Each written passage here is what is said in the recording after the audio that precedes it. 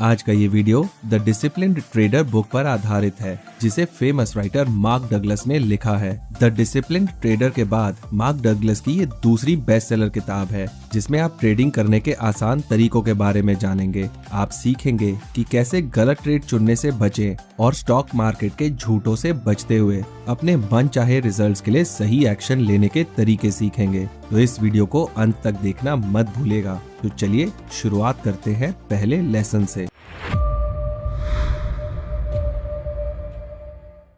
Lesson 1, purpose to write this book. लेखक ने इस किताब को इन उद्देश्यों से लिखा है। पहला, ट्रेडर यानी आपको ये समझाने के लिए कि आपका बिहेवियर और मेंटल एटीट्यूड रिजल्ट में अहम भूमिका निभाते हैं। दूसरा, ट्रेडर को विनर माइंडसेट बनाने के लिए दूसरी टिप्स देने के लिए। तीसरा, ट्रेडर की पुरानी सोच और मान्यताओं के बारे में जागरूक करने के लिए, ताकि उन तरीकों को जानकर बदल सकें जो मनचाहे रिजल्ट्स पाने में आपकी हेल्प नहीं कर रहे हैं। Lesson 2, consistent winners think differently. इस लेसन में लेखक बताते हैं कि सफलतापूर्वक ट्रेडिंग करना पूरी तरह से दूसरी गेम खेलने की तरह है। इसमें ज्यादातर लोग असफल हो जाते हैं क्योंकि वो बचपन से सीखे हुए तरीकों से उन्हें जीतने की कोशिश करते हैं, जबकि बदलती मार्केट के साथ बाजार के अनुसार तरीके अपनाने की जरूरत होती है। स्कूल में सीखे गए तरीके इस मार्केट में फायदा कमाने के लिए काफी नहीं है। इसके लिए पुराने काम में ना आने वाले तरीकों को छोड़ने और नए फायदेमंद तरीकों को अपनाने के लिए तैयार रहें। सफल ट्रेडर ऐसी ही अलग सोच को अपनाते हैं, इसलिए पूरी मार्केट के कैपिटल का 90% फायदा भी वही कमाते हैं। उनके सोचने और काम करने के तरीकों को हम किताब के अगले लेसन्स में जानेंगे। चलिए अगले लेसन की तरफ बढ़ते हैं। Lesson 3, your thinking is cause. कई लोग इस बात को नहीं जानते कि ट्रेडिंग परफॉर्मेंस के रिजल्ट उनके सोचने के तरीके का रिजल्ट है। अगर आप इमोशनल होकर सोचेंगे तो अचानक से मार्केट ऊपर जाने या नीचे आने पर एक्साइटेड होकर शेयर को सेल परचेज करेंगे, जिससे फायदा कम और नुकसान ज्यादा होने की पॉसिबिलिटी है। लेकिन अगर आप विश्लेषक यानी एनालिटिकल सोच से आप शेयर्स में रिसर्च करने की कोशिश करेंगे तो उनके कीमत बढ़ने या घटने का क्या कारण है, अगली बार कब कब उनके उठने और गिरने की संभावना हो सकती है, इस तरह एनालाइज करने से उन शेयरों में निवेश करेंगे जिसमें ज्यादा फायदा और कम नुकसान होने की संभावना हो। Lesson 4, fear and over confidence. कभी कभी आप शुरुआत में ही या कुछ ट्रेड करने के बाद एक ट्रेड लूज करने लगते हैं तो एक तरह का डर लगने लगता है। दोबारा अपनी प्रॉफिट पोजीशन पर पहुंचने के लिए आप लूजिंग ट्रेड में इन्वेस्ट करते हैं, लेकिन ऐसा करते रहने से एक बिंदु पर आप पाएंगे कि ना तो आपका नुकसान रिकवर हो पाया और ना एक्स्ट्रा मुनाफा हुआ। फिर आप अगली बार ज्यादा फायदा कमाकर दोबारा प्रॉफिट पोजीशन में आने के लिए बड़ा रिस्क लेने के पर्पज से मार्केट एनालाइज करते हैं। वहीं दूसरी तरफ शुरुआत में ही या कुछ दिनों बाद एक ट्रेड जीतने से कभी कभी आप ओवर कॉन्फिडेंट हो जाते हैं, लेकिन तब तक जरूरत से ज्यादा कॉन्फिडेंट होने की वजह से आप अपने ट्रेडिंग अमाउंट बढ़ा देते हैं या ज्यादा रिस्क वाले ट्रेड में इन्वेस्ट करना शुरू कर देते हैं। आपको ऐसा लगने लगता है कि आज आप जिस तरह ट्रेड कर रहे हैं बाजार उस दिशा में ही मूव हो रहा है, और इस तरह लगातार सफलता मिलने से आपका आत्मविश्वास बढ़ने लगता है। इसके बारे में राइटर कहते हैं कि ये नेचुरल मानव स्वभाव है। जैसा कि हमने पहले जाना कि नेचुरल टेंडेंसी के अनुसार व्यवहार करना कम फायदेमंद लेकिन ज्यादा रिस्की है। इसलिए आइए जानते हैं कि इन नेचुरल टेंडेंसी पर कंट्रोल करके विनर माइंडसेट कैसे डेवलप किया जाए।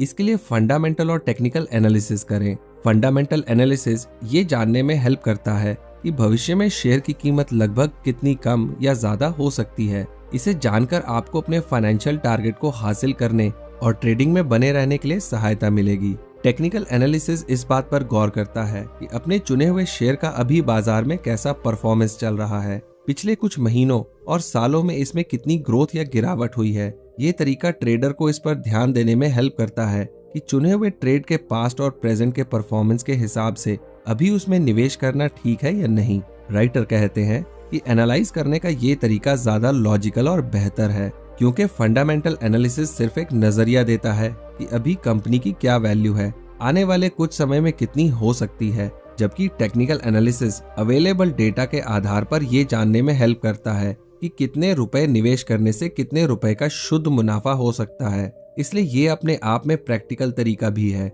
ये इस फैक्ट पर आधारित होता है कि कुछ समय के गैप जैसे 5 साल, 10 साल या 20 साल में मार्केट एक ही तरह से व्यवहार करती है। मतलब अगर पिछले 10 सालों में किसी शेयर की कीमत बढ़ी है तो उसी दर से अगले 10 साल में बढ़ने की भी पॉसिबिलिटी है।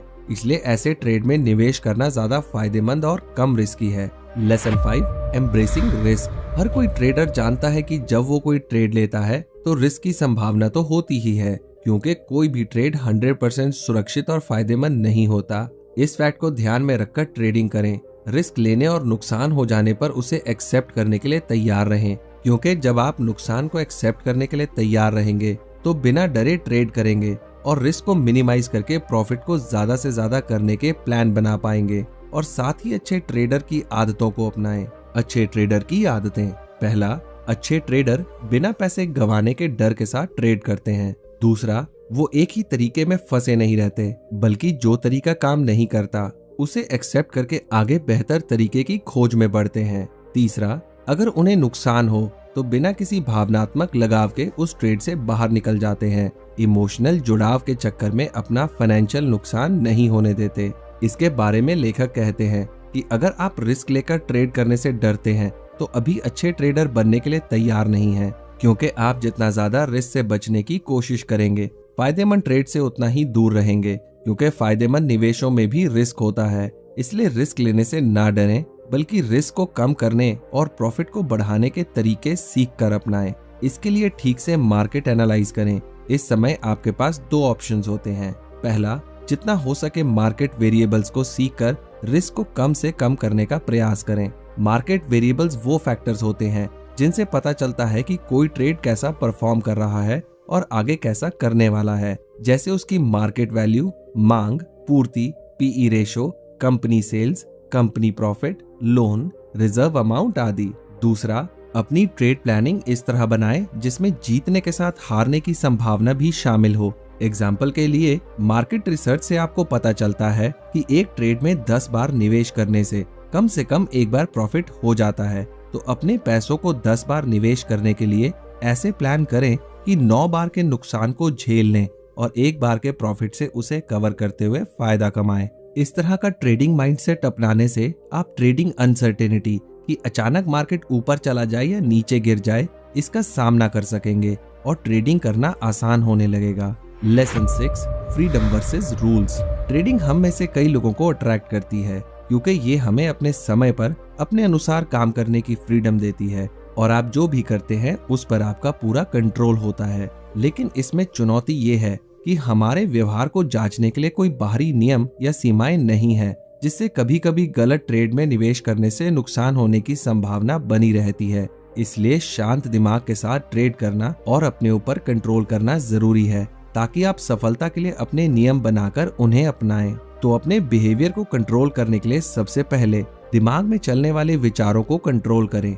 इसके लिए नियम बनाएं, जिससे आप अपने विचारों और व्यवहार को कामयाबी की दिशा में मोड़ सकेंगे और अपने अगले स्टेप के लिए क्लैरिटी होने से आपके अंदर से डर की भावना धीरे धीरे खत्म होने लगेगी। और दूसरा, आपका अपने ऊपर कंट्रोल बढ़ेगा। अपने आप पर नजर रखने से जब आप ज्यादा फायदा कमाएंगे तो लापरवाह होकर गलत निवेश करने से बचेंगे और आप बाजार पर ध्यान देने से ज्यादा एक व्यापारी की तरह सोचने पर ध्यान देंगे। अगर आप अपने लिए ट्रेडिंग करने के नियम नहीं बनाएंगे तो इस तरह की परेशानियां हो सकती हैं। पहला, नियम बनाने की इच्छा खत्म हो जाना।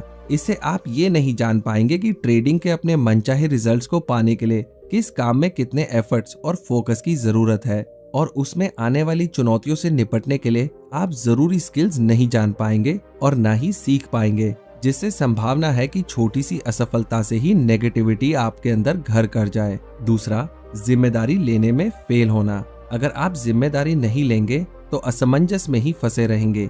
आप किसी और की बताई टिप्स के अनुसार ट्रेड करेंगे, जो हो सकता है कि उनके हिसाब से तो ठीक हो, लेकिन आप उसकी अच्छी जानकारी ना होने की वजह से प्रॉफिट ना कमा पाएं। तीसरा, रैंडम रिवॉर्ड की एडिक्शन। बिना नियम या प्लानिंग बनाए निवेश करने से संभावना है कि आप किसी भी ट्रेड में निवेश कर देंगे जिसमें शायद कभी कभी ही फायदा हो, लेकिन ज्यादातर नुकसान ही सहना पड़े। इसके अलावा लंबे समय में ये तरीका पूरी तरह से यूजलेस है, क्योंकि जब तक आपको मार्केट की समझ ही नहीं होगी तब तक आप एक फिक्स प्रॉफिट कैसे कमा पाएंगे। इसलिए अगर आप ट्रेडिंग में अपना कैरियर बनाना चाहते हैं या लंबे समय तक फायदा कमाना चाहते हैं तो तुक्के से ट्रेड ना चुनें, बल्कि योजना बनाकर करें। चौथा, अंदरूनी और बाहरी कंट्रोल नहीं होगा। बिना नियम बनाए आप मार्केट के अनुसार इधर से उधर भटकते रहेंगे, लेकिन नियम बनाकर उन्हें लगातार अपनाने से आपके अंदर सेल्फ कंट्रोल की आदत डेवलप हो जाएगी। बाहर आप हर किसी की बातों को सुनने या मानने की बजाय सिर्फ उन्हीं को सुनने की प्राथमिकता देंगे जिनसे आपके रिजल्ट्स में फायदा मिल सके, और अपने दिमाग को इस तरह कंट्रोल कर सकेंगे ताकि इसमें ज्यादा फायदेमंद विचार आए। Lesson 7, taking responsibility. इस चैप्टर में राइटर विनर और लूजर ट्रेडर के बीच का अंतर बताते हैं। ट्रेडर 4 तरह के होते हैं: विनर, लूजर, बूमर्स और बस्टर्स। आइए एक एक करके इनके बारे में जानते हैं। पहला, विनर ट्रेडर। पूरे ट्रेडर ग्रुप में सिर्फ 10% लोग इस कैटेगरी में आते हैं जो ज्यादातर समय प्रॉफिट कमाते हैं। उनका इक्विटी कर्व मामूली गिरावट के साथ तेजी से बढ़ता है। विनर ट्रेडर इस बात का ध्यान रखते हैं कि ट्रेडिंग से पैसे कैसे कमाएं, यानी मार्केट से कम रिस्क में ज्यादा से ज्यादा प्रॉफिट कैसे लें। दूसरा, लूजर ट्रेडर। इस कैटेगरी में ट्रेडर ग्रुप के 30 से 40% एक्टिव ट्रेडर शामिल हैं। ये कभी कभी तो विनर ट्रेडर की तरह फायदा कमा लेते हैं, लेकिन ज्यादातर समय नुकसान ही उठाते हैं, क्योंकि ये लोग सीखने और मार्केट एनालाइज करने की बजाय अपने अनुमान या किसी और की टिप के आधार पर निवेश कर लेते हैं। तीसरा, boomer and busters. Trader group के 40 से 50% लोग इस तरह के होते हैं जो पैसा कमाना तो सीख जाते हैं, लेकिन ट्रेडिंग की जरूरी स्किल्स को नहीं सीखते। इसलिए एक बार तो फायदा कमा लेते हैं, लेकिन लंबे समय में नुकसान ही उठाते हैं। Lesson 8, consistency, a state of mind. Winner trader बनने के लिए लगातार सही कामों को करते रहें। ट्रेडिंग को एक खेल की तरह देखें और उसके साथ ऐसे ही बिहेव करें। ट्रेडिंग को अपने लिए आसान बनाने के लिए इन तरीकों को अपनाएं। पहला, स्टॉक मार्केट के उन टर्म्स को यूज करें जिनके साथ आप ज्यादा आरामदायक महसूस करते हैं। दूसरा, इसके प्रति अपने विश्वास, नजरिए और व्यवहार को पॉजिटिव बनाए रखें ताकि अवसरों को देखकर उनका फायदा उठा सकें। तीसरा, रिस्क लेना सीखें। राइटर कहते हैं कि रिस्क लेने का मतलब ये नहीं कि किसी रिस्की ट्रेड में आप इन्वेस्ट कर दें, बल्कि रिस्क लेने का मतलब है कि अपने ट्रेड के रिजल्ट को बिना इमोशंस और डरे अपनाना सीखें। ट्रेड के दौरान गलत ट्रेड को चुनने, नुकसान हो जाने पर अच्छा अवसर मिस करने के बावजूद मानसिक रूप से खेल में बने रहने के लिए तैयार रहें। Lesson 9, the traders edge, eliminating the emotional risk. Trading के इमोशनल रिस्क को खत्म करने के लिए अपने आप को मार्केट के उतार चढ़ाव के लिए पहले से तैयार रखें। ऐसा आप एक मार्केटियर के नजरिए से सोच कर सकते हैं। हमेशा याद रखें कि मार्केट संभावनाओं यानी पॉसिबिलिटीज के अनुसार चलती है, इसलिए संभावित मानसिकता को अपनाना जरूरी है। इसके लिए इन 3 सच्चाइयों को ट्रेड करने से पहले मान लें। पहला, स्टॉक मार्केट में कुछ भी हो सकता है। दूसरा, पैसे कमाने के लिए आपको इस पल यानी जो हो रहा है उस पर ध्यान देने की जरूरत है, ये देखने की जरूरत नहीं है कि आगे क्या होने वाला है। तीसरा, आपको पता होना चाहिए कि मार्केट की हर मूवमेंट यूनिक है। Lesson 10, working with your belief. इस लेसन में राइटर अपने विश्वास के साथ ट्रेडिंग करने के तरीके सिखाते हैं ताकि आप मजबूत विश्वास के साथ काम कर सकें। इसके लिए इन बातों के बारे में क्लियर रहें। पहला, आपका उद्देश्य क्या है। ट्रेड शुरू करने से पहले उसमें अपना टारगेट प्राइस सेट कर लें, यानी कि ये डिसाइड कर लें कि कितने प्रॉफिट पर आप इसे बेच देंगे। इसी तरह ट्रेडिंग से संबंधित हर स्किल, चाहे वो खरीदना हो, बेचना, स्टॉप लॉस आदि, सीखने से पहले अपना क्लियर उद्देश्य डिसाइड कर लें कि उसे क्यों सीखना चाहते हैं। इससे आपको वो स्किल सीखने में मजा आएगा और अच्छी तरह सीखकर उसे जल्द से जल्द अपने काम में आप अपना भी पाएंगे। दूसरा, स्किल्स क्या हैं? अपने आप को जांचें और पता लगाएं कि असल में अभी ट्रेडिंग से रिलेटेड आपको कौन कौन सी स्किल्स आती हैं और कौन सी सीखने की जरूरत है। अपने प्राइमरी गोल को पूरा करने में सहायक स्किल को सबसे पहले सीखने को प्रायोरिटी दें। उसके बाद कम महत्व वाली स्किल्स को सीखें। इसे लगातार करते रहें। ऐसा करने से आप केयरफ्री माइंडसेट या चिंता मुक्त रहेंगे। तीसरा, केयरफ्री माइंडसेट क्या है? केयरफ्री का मतलब है आत्मविश्वास। जब आप केयरफ्री माइंडसेट में होते हैं तो आप किसी भी तरह के डर या हिचकिचाहट को महसूस नहीं करते, क्योंकि आप अपने आप को मार्केट को समझने के काबिल बना रहे होते हैं। इसलिए आपको मार्केट के उतार चढ़ाव का डर नहीं होता। आप सीख जाते हैं कि चढ़ती और उतरती दोनों मार्केट में कम से कम रिस्क में ज्यादा प्रॉफिट कैसे कमा सकते हैं। चौथा, व्हाट इज ऑब्जेक्टिविटी?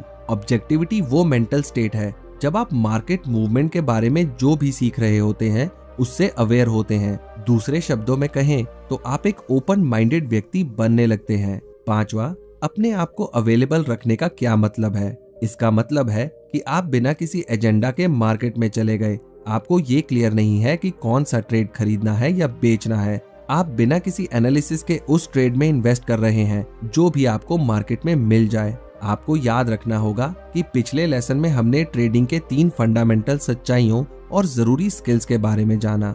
आइए अब जानते हैं कि कैसे फंडामेंटल सच्चाइयां स्किल से जुड़ी हैं। पहला, कुछ भी हो सकता है, क्योंकि हर मार्केट में हमेशा एक अनजान फोर्स काम करता है जिसे हम डिमांड और सप्लाई के नाम से जानते हैं। इसलिए हो सकता है कि आप काफी एनालाइज करके ट्रेड करें, लेकिन डिमांड या सप्लाई में मूवमेंट से कुछ भी हो सकता है। इसलिए इसके लिए अपने आप को मेंटली तैयार रखें। दूसरा, पैसे कमाने के लिए आपको इस पल मोमेंट पर ध्यान देने की जरूरत है। ये देखने की जरूरत नहीं कि आगे क्या होने वाला है। इसका मतलब ये है कि आप अपने सभी ट्रेड्स में से किस से ज्यादा फायदा कमाएंगे और कहां आपके पैसे डूब सकते हैं, क्योंकि मार्केट निश्चितता यानी पक्का आगे क्या होने वाला है इस टर्म पर नहीं बल्कि संभावनाओं यानी पॉसिबिलिटीज पर चलती है। अपने पिछले ट्रेड अनुभव से आप ये अंदाजा जरूर लगा सकते हैं कि आप 20 में से 12 ट्रेड जीतेंगे और 8 हारेंगे, लेकिन ये नहीं कि इनमें से कौन से नंबर का जीतेंगे और कौन सा हारेंगे। ये बाजार की संभावना पर निर्भर करता है। जब आप विश्वास कर लेते हैं कि ट्रेडिंग संभावना का गेम है, कभी ठीक तो कभी गलत ट्रेड चुनने का, कभी जीत और कभी हार का गेम है, तो आप समझ सकेंगे कि इसमें उतार चढ़ाव होता ही रहता है और इस तरह आपकी उम्मीदें हमेशा संभावनाओं से जुड़ी रहेंगी। तीसरा, मार्केट का हर मूवमेंट यूनिक है। आप एक पल के लिए रुकें और सोचें, यूनिक का क्या मतलब है? यूनिक का मतलब होता है सबसे अलग, कि उसके जैसा ना अभी कोई है और ना पहले कोई हुआ। इसी तरह मार्केट की हर मूवमेंट भी यूनिक होती है। Lesson 11, the nature of beliefs, विश्वास का ओरिजिन। जैसे कि आप जानते हैं कि विश्वास हमें उसके अनुसार एक्शन लेने के लिए प्रेरित करते हैं और एक्शन लेने से रिजल्ट्स मिलते हैं। इसलिए ये जानना जरूरी है कि विश्वास बनते कैसे हैं और बदलते कैसे हैं, ताकि आपको इसके बारे में क्लैरिटी मिल सके कि ट्रेड के बारे में आप कैसे विश्वास करें। तो आइए जानते हैं कि विश्वास कैसे बनते हैं। पहला, वो यादें जिन्हें हम बार बार याद करते हैं और वो घटनाएं जिन्हें हम ज्यादा इंपॉर्टेंस देते हैं। दूसरा, विश्वास बनाने में कॉज एंड इफेक्ट फैक्टर भी काम करता है। जिन विचारों को आप ठीक मानते हैं और लंबे समय तक ठीक मानते रहते हैं, वो विश्वास बन जाते हैं। विश्वास कैसे हमारे जीवन को प्रभावित करते हैं? पहला, ये हमारा नजरिया बनाते हैं। ट्रेडिंग के बारे में आप जैसा विश्वास करते हैं उसे सच बनाने के लिए कोशिश करते हैं। दूसरा, वो हमारी उम्मीदें बनाते हैं। हमेशा याद रखें कि उम्मीद विश्वास का वो रूप है जो आपके प्रेजेंट और फ्यूचर को बनाने में भूमिका निभाते हैं। तीसरा, जो काम करने के बारे में आप सोचते हैं और कह रहे होते हैं वो पिछले विश्वास से प्रेरित होते हैं। चौथा, और एंड में हमारे बिलीफ्स निर्धारित करते हैं कि रिजल्ट के बारे में हम कैसे सोचें। आप अपने मनचाहे रिजल्ट को पाने में जितना मजबूत विश्वास करेंगे उसके बारे में उतना ही पॉजिटिव रहेंगे। बिलीफ्स का ट्रेडिंग पर प्रभाव। बिलीफ्स को ट्रेडिंग की फंडामेंटल सच्चाइयों के साथ इस्तेमाल करने के लिए इन 2 कॉन्सेप्ट्स को समझें। पहला, सभी सक्रिय विश्वास सच होने की डिमांड करते हैं। आप अपने विश्वास के बारे में जितना ज्यादा सोचेंगे, ट्रेडिंग में उसके रियल बनने की संभावना उतनी ही बढ़ जाएगी। दूसरा, विश्वास काम करते रहते हैं बिना इस बात पर ध्यान रखें कि आप उस बारे में जागरूक हैं या नहीं। क्या आपने ध्यान दिया है कि आपने अपने पिछले ट्रेड में कैसा परफॉर्म किया? इसका काफी संबंध उस ट्रेड के बारे में आपके पिछले विश्वासों से था। इसी तरह विश्वास हमेशा काम करते रहते हैं, चाहे आप उन पर ध्यान दें या नहीं। तो दोस्तों, जैसे कि मैंने आपसे कहा था कि इस वीडियो के एंड में मैं बताए गए सारे इंपॉर्टेंट पॉइंट्स को दोबारा दोहराऊंगा। तो चलिए सारी इंपॉर्टेंट बातों पर एक बार फिर से नजर डाल लेते हैं। आपकी सोच हर काम की वजह है। प्रैक्टिकल होकर एनालाइज करें, ओवर कॉन्फिडेंट ना हो। ट्रेडिंग करते समय अपने अनुसार नियम बनाएं और उन्हें फॉलो करें। ट्रेड करने से पहले अपना टारगेट प्राइस सेट कर लें। अच्छा ट्रेडर बनने के लिए अपने ट्रेडिंग स्किल्स को डेवलप करें। तो दोस्तों, मुझे उम्मीद है कि आपको trading in the zone book पर बना ये वीडियो पसंद आया होगा। मैं जल्दी आपके लिए एक नया लाइफ चेंजिंग वीडियो लेकर आऊंगा। तो चलिए मिलते हैं अगले वीडियो में। आपका समय शुभ हो।